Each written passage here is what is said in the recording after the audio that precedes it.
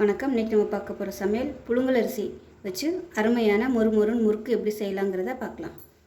இப்போ பார்த்திங்கன்னா 2 டம்ளருக்கு இட்லி புழுங்கல் அரிசி எடுத்திருக்கேன். நல்லா ஒரு 2 மணி நேரம் ஊறிடுச்சு. இதுக்கு பார்த்திங்கன்னா ஒரு 10 வரமிளகாய். இது காரம் கம்மியாக தான் இருக்கிறதுனால நான் 10 எடுத்திருக்கேன். அதுவும் சின்ன சின்ன மிளகாயாக இருக்கிறதுனால. இல்லை எனக்கு பெரிய வரமிளகாய் இருந்துச்சுன்னா நீங்கள் ஒரு 5 எடுத்துக்கோங்க. காரத்தை பொறுத்து எடுத்துக்கோங்க. இப்போ இந்த டம்ளரில் தான் நான் அரிசி எடுத்தேன். இப்போ அதே டம்ளரில் 2 டம்ளர் அரிசி எடுத்தோம்னா 1/2 டம்ளர் பொட்டுக்கடலை.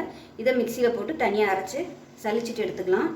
இப்போ இது கிரைண்டரில் போட்டு ஆட்டும்போது இதை தனியாக மிக்சியில் போட்டு அரைச்சிட்டு இதோடு சேர்த்து ஆட்டிக்கோங்க. ஏன்னா மாவு அரைக்கும் போது இதை போட்டோம்னா இது அரைப்படாது, அங்கங்கே போய் நின்றுக்கிறதுனால இதை மிக்சியில் போட்டு கொஞ்சமாக தண்ணி ஊற்றி அரைச்சிட்டு இதை அரைப்படும் போது இதையும் ஊற்றி அரைச்சிட்டு பார்க்கலாம். நல்லா கெட்டியாக அரைக்கணும். இப்போ பாருங்கள், மாவு நல்லா நைஸாகவும் இந்த அளவுக்கு நல்லா கெட்டியாகவும் அரைச்சாச்சு. இப்போ பார்த்திங்கன்னா எடுத்து வச்சுருந்த பொட்டுக்கடலை மிக்சியில் போட்டு அரைச்சிட்டு சலிச்சு எடுத்து வச்சுருக்கேன். இப்போ இதையும் சேர்த்துக்கலாம். சலிச்சுட்டு சேர்த்துக்கோங்க. ஏன்னா அதில் கட்டி கட்டியாக இருந்துச்சுன்னா முறுக்கு புளியில் வெடிக்கும்.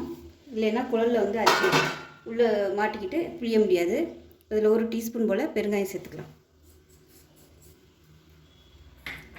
1 டீஸ்பூன் சீரகம் சேர்த்துக்கலாம். மாவு அரைக்கும் போதே நான் தேவையான அளவுக்கு உப்பு சேர்த்துட்டேன். இப்போ அதை நம்ம பிசைஞ்சிக்கலாம். உப்பு நான் அரைக்கையிலே போட்டேன். பார்த்துக்கிட்டு பத்தலைன்னா சாப்பிட்டு பார்த்துட்டு போட்டுக்கலாம். அதுவே நான் போட்ட உப்பே கரெக்டாக இருக்கும்.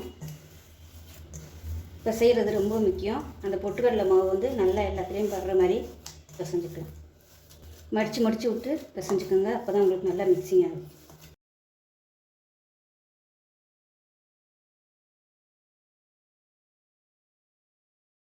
இப்போ மாவு நல்லா ஓரளவுக்கு பிசைஞ்சிட்டேன். இதில் 2 டேபிள் ஸ்பூன் அளவுக்கு ரீஃபைண்ட் ஆயில் சூடு பண்ணி வச்சுருக்கேன். இந்த எண்ணெயை இதில் சேர்த்துக்கலாம். கொஞ்சோண்டு மட்டும் அப்படியே வச்சுருக்கிறேன், பார்த்துட்டு சேர்த்துக்கலாம். இப்போ சூடாக இருக்கும், அதனால் இப்போ செய்ய வேணாம், கொஞ்சம் ஆறட்டும். ஸ்பூன் வச்சு மிக்ஸ் பண்ணிவிட்டு அதுக்கப்புறமா நீங்கள் கை வச்சு மிக்ஸ் பண்ணிக்கலாம்.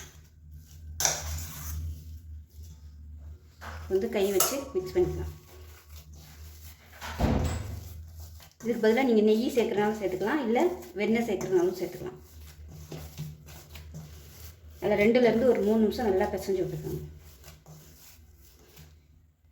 இப்போ மாவு நல்லா பிசைஞ்சாச்சு. நான் எடுத்த எண்ணெய் எல்லாமே ஊற்றிட்டேன். இந்த ஸ்பூனில் இது 1 டேபிள் ஸ்பூன், இதில் 2 டேபிள் ஸ்பூன் நான் எண்ணெய் சேர்த்துருக்கேன். இப்போ மாவு நல்லா ரெடியாக இருக்குது. 3 கன்று உள்ளே அச்சு எடுத்திருக்கேன். இது ஸ்டார் அச்சும் எடுத்துக்கலாம். நான் இன்றைக்கி 3 கன்று உள்ளதை எடுத்திருக்கேன். இப்போ இந்த மாவு உள்ளே நிரப்பிடலாம். பக்கத்தில் எண்ணெயும் காய வச்சுக்கோங்க.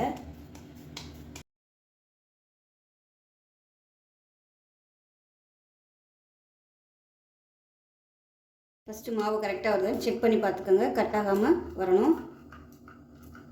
மாவு கரெக்டாக இருக்குது. இந்த மாதிரி ஒரு கிண்ணத்தில் எண்ணெய் தடவிக்கோங்க. எண்ணெய் தடவிட்டு நம்ம புளிய ஆரம்பிச்சிடலாம்.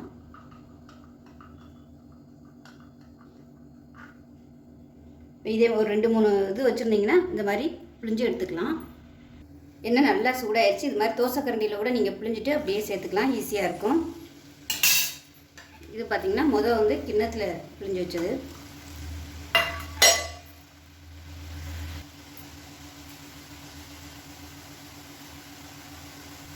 இப்போ போட்டதை திருப்பி விட்டுடலாம்.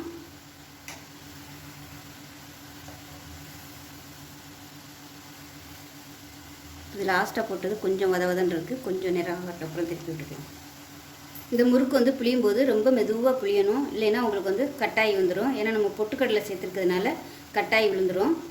ஏன்னா அதில் வலுவழுப்பு தன்மை இருக்காதுல்ல, அதனால் கட்டாயிரும். நம்ம மெதுவாக புளியணும்.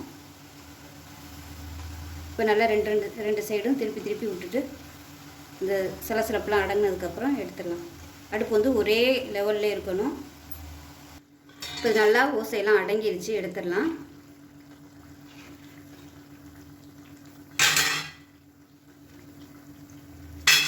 கொஞ்சம் வெள்ளையாக இருக்கையிலே எடுத்துக்கலாம். ஏன்னா அது நம்ம வெளியில் எடுத்ததுக்கப்புறம் கொஞ்சம் சிவக்கும். இப்போ ரெடியாக எல்லாத்தையும் புளிஞ்சு வச்சுக்கோங்க. டக்குன்னு போட்டுடலாம்.